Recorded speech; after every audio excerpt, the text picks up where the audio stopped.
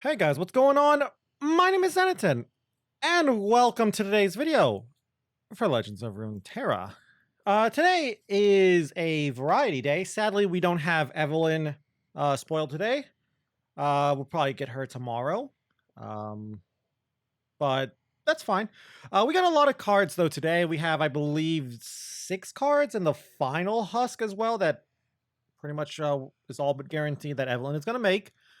But yeah, it seems we have 6 cards here today. I'm gonna be honest with you, some of them are kind of boring, some of them are very interesting, and some of them are, like I said, boring, but seem powerful. And that's just how a lot of powerful cards are. They're powerful but boring. Some of these, or 2 of these cards specifically, I'm very scared of, and I hope that what I'm thinking of doesn't pan out because one of them's very scary. But let's go and look at the cards. Probably going to be a short-ish video, not too long, maybe like sub 20 minutes, because again, no new champion, no new keyword, just new cards. Nothing too crazy here. So let's go and look at the cards and talk about what we have today. So, first card up, Evil Imperfectionist. This is one of the 2 cards I was talking about when I was saying there are 2 cards here that scare me. This card scares me because of potential things you can do with it, specifically Action Infinite Combo. If you don't know what Action Infinite Combo is, you basically play action, you level them up, and then from Warlord's Horde, I believe, I think that's the level 2 action landmark, you copy that spell before, and then with like counterfeit copies or something, and then put it into your deck, and then you transform it into the draw 2 cards, discount stuff, and then use things like either naturally draw into more of the spell, archivist to find more of the spell, and then eventually your entire deck will be free, and then you can play something like Thrumming Swarm and Echo's Champ spell to get attacks. And this card, I think, can go into that deck. I've never played that deck before. I've only played against it. It's really annoying. Kind of got nerfed when that 6-mana something Sands card got nerfed. The 6-mana shrink your opponent's board and get the landmark spell, whose name I can't remember either. I really need to work on my card names. But yeah, this card is kind of scary. You just use this card to shuffle in more of those spells into the deck. So the other thing is, it is a 4-mana 4/4. That's an okay stat line, so I don't know. I'm scared of this card. Like, outside of weird combo stuff, though, is there any other deck that would like this? Let's not think about Action Infinite, because it's like that's the obvious one. This card, Action Infinite, cool. But let's actually read the card. 4-mana 4/4, play. Pick a card in hand, create 4 exact copies of it in your deck, and reduce their cost by 1. The way I read this card, it's only reducing the cost of the copies, not the originals. So things like Go Hard aren't really, like copying Go Hard's not that cool. Maybe like Hexite crystals in like a Karma deck, but that seems weird. I don't know. Like all the cards I can think of that would maybe play this are either just battle already or don't really need a card like this. Like Ezreal Karma wouldn't really care too much about this. Does any Victor pile want this? I don't think so. So yeah, I just think this is a combo card, and that is pretty much it for this card. I really like the art though. Like, you got Practical Perfectionist, I think that's her name, in the background, being all scared of her evil twin that she made. So that's cute, I guess. But yeah, I don't know. This card just seems like a Action Infinite Combo style deck, just Infinite Combo in general. So a little scared of that, but maybe I'm wrong. The next card. Okay, so I still am trying to understand this card. So 2-mana burst speed spell. Salvaged Scrap. To play it, discard up to 2 cards, create that many followers from your regions that cost 1 more, and then reduce the cost or their cost by 1. Okay, so here's the problem I'm seeing with this card. Rummage is pretty much almost exactly the same thing. Rummage is 2 mana, discard 2 cards to draw 2 cards. I don't think a lot of decks would rather play this over Rummage. The only reason I would see you play this over Rummage is if you're a very, very aggressive deck. Otherwise, I feel like you're just better off playing Rummage to, dig for your stronger cards, like Scions, Victors, Jinxes, etc., etc. But I think maybe like a Jinx Lulu deck, and you discard things like Jury Rig and Flame Chompers, and then the cards you get like a 1 mana 2-drop and a 2 mana 3-drop. Like, that's kind of cute, but that's all I can really think of is just really fast, low to the ground PNZ go wide deck. So maybe outside of that kind of deck, I don't think you would play this over Rummage though. Yeah, it's just like there's not much really to think about with this deck. I just don't, or this card, I just don't think it's worth it over Rummage in 90% of decks. I might be wrong here though, and I wouldn't mind being wrong because it's a cool card, but again, I have 2 problems with this. I guess, well, not 2 problems, but one thing I can see is like maybe something with created cards in Victor, but Victor doesn't, again, I'd rather just play Rummage with Victor. I mean, I guess you have Ballistic Bot Ignition for discard fodder, but again, you're just getting followers. I don't care about units in most Victor piles. I want more spells or value units or, ways to slow down the game. But it does help to level up Victor quicker, I guess. The other problem I have with the card is RNG. You're not like manifesting or anything. It's just giving you random cards. Like, there are some really bad cards out there. So yeah, like, maybe if it was like manifest 2 cards and then like, I don't know, instead of you get those 2 cards that are cost 1 more and then reduce their cost, maybe if it was manifest those 2 cards and then add them to your hand and reduce them, maybe I'd like this a little bit more. But the RNG, I just think it's a little too high on the RNG for it to be good. But maybe some kind of Jinx Lulu deck, like Jinx Lulu already is kind of a deck, and maybe this with Jury Rigs and Flame Chompers and other things. So that's the only one I can see, because Jinx Lulu already wants to go wide. Maybe you can do like Bandle PNZ go wide. One of the cards here I think also really likes Bandle PNZ go wide. So I could see that. That's it. Bandle PNZ go wide. Maybe use Yordle in Arms and the new card that was shown today that we'll talk about in a little bit. But the next card, Ransom Riches. Okay, pretty simple card here to understand. 1 mana burst speed spell, manifest a follower you can afford. It's basically Stone Weaving. I think that's the card's name. The 1 mana burst speed spell that's pretty much the same thing except for landmarks instead of followers. I kind of like it. The only reason I like this card is Shellfolk. I don't think you should ever play this card outside of Shellfolk in your main deck. Sure, it's fine to get randomly generated. In fact, it's pretty strong to get randomly generated, like Burblefish creating this is actually kind of cute. But TF Nami right now at the moment is a fairly strong deck, but it's paired with Shadow Isles, Bilgewater Shadow Isles. But a long time ago, TF Nami actually used to play Bandle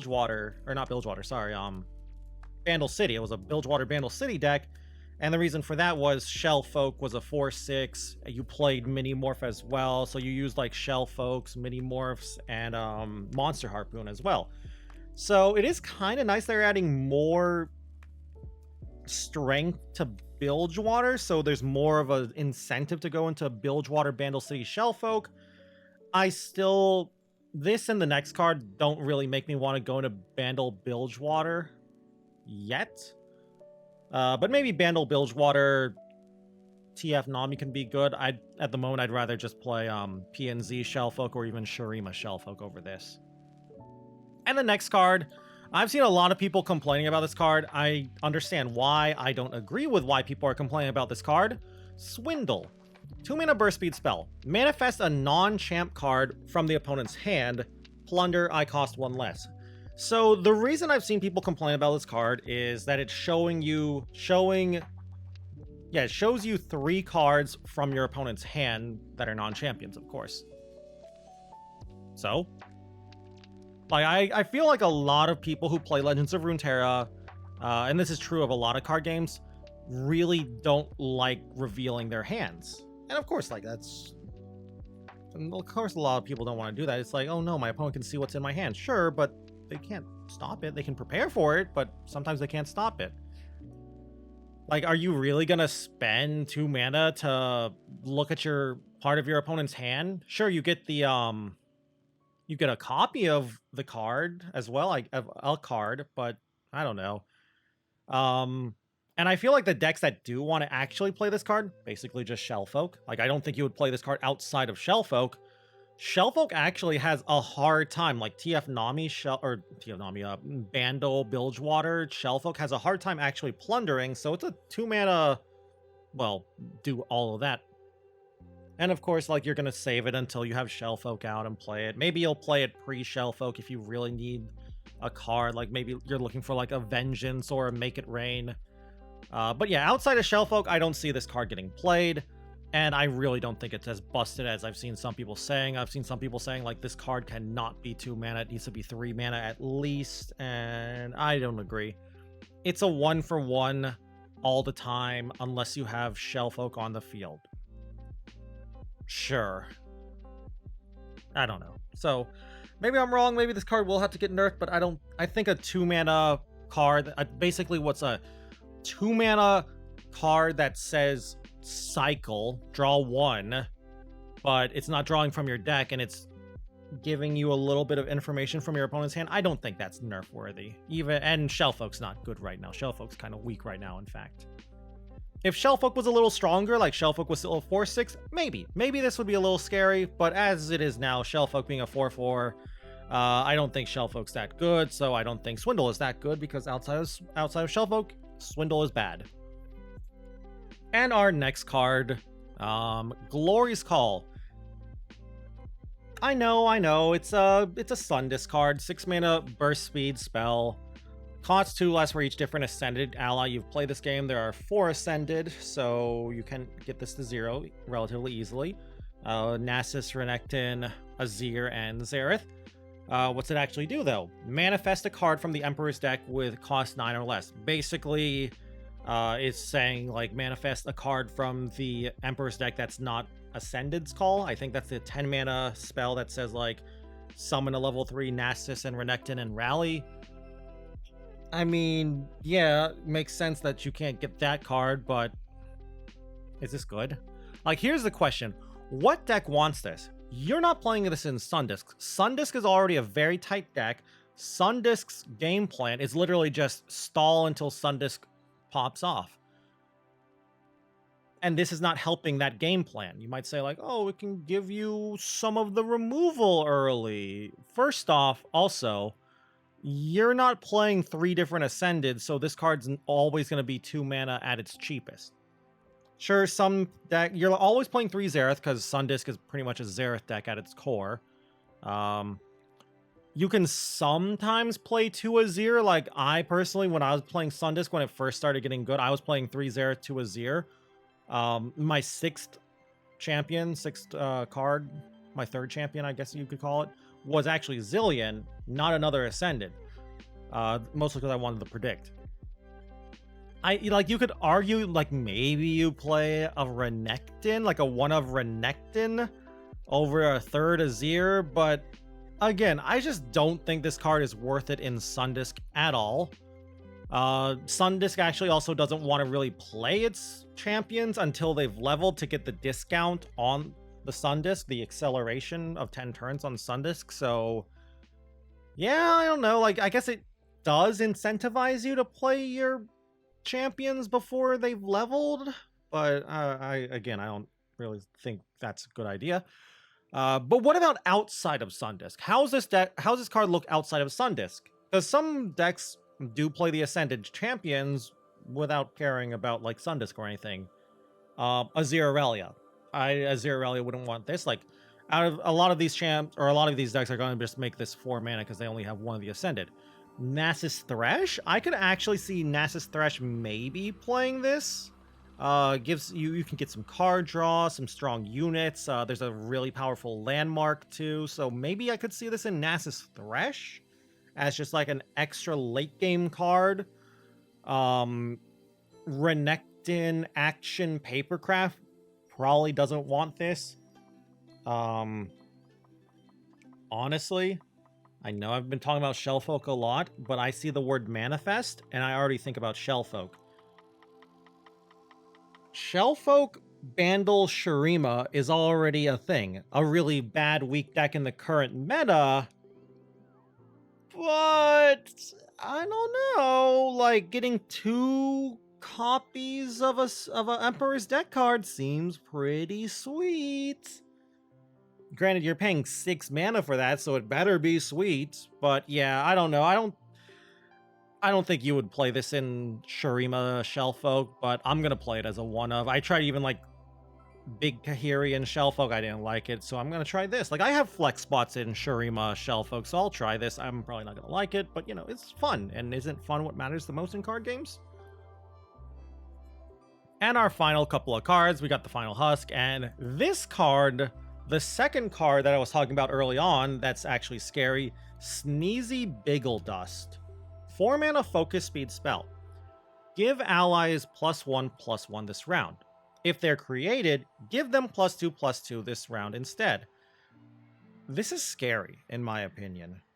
I'm like really scared of go wide decks because they've beaten me up so much, because I love control, and go wide beats me up. Thankfully, it doesn't seem like Bandle City Damasio will really be a thing, so I won't have to worry about this combined with rallies. Back when like things like, I don't know, Bandletree wasn't playing this. I guess Yordle and Arms, like Yordle and Arms Demacia. But yeah, like, I'm scared of this card. Like, unlike, say, Yordle and Arms, at least when your opponent played Yordle and Arms, you got a priority window to do something. So you were like, okay, I can stun a unit. I can play another unit. I can play, like, you know, Arachnoid Sentries. I can play Concussive Palms. I can just play a unit. I can maybe, like, Ruination if I play Ruination, etc., etc. This card being Focus Spell doesn't let you do any of that. Like, sure, you can still stun, I guess, during combat, but it's not as good. Like, and yes, I know the buff is nowhere near as good as Yordle and Arms, but that's good. This card is cheaper and it's focus speed, so you're basically trading off Yordle and Arms' bigger buff for a smaller mana cost and also a better spell speed. So yeah, I'm really terrified of this card. Off the top of my head, Jinx Lulu. Jinx Lulu with this card, like Poros. Daring Poros, getting +2/+2, get 3/3, you're getting 3/3 elusives. The Chompers turn into 2/4s. Yeah, I mean, this is a little scary. And then if you really want to, you could even add an Owlcat package too with the Bandle Commando. Maybe even add more created card shenanigans with mayors and stuff. So yeah, that's actually a little scary. Blighted Ravine is very popular though. Maybe Blighted Ravine will keep that away, but I don't know. Lulu doesn't care about Blighted Ravine too much, so I don't know.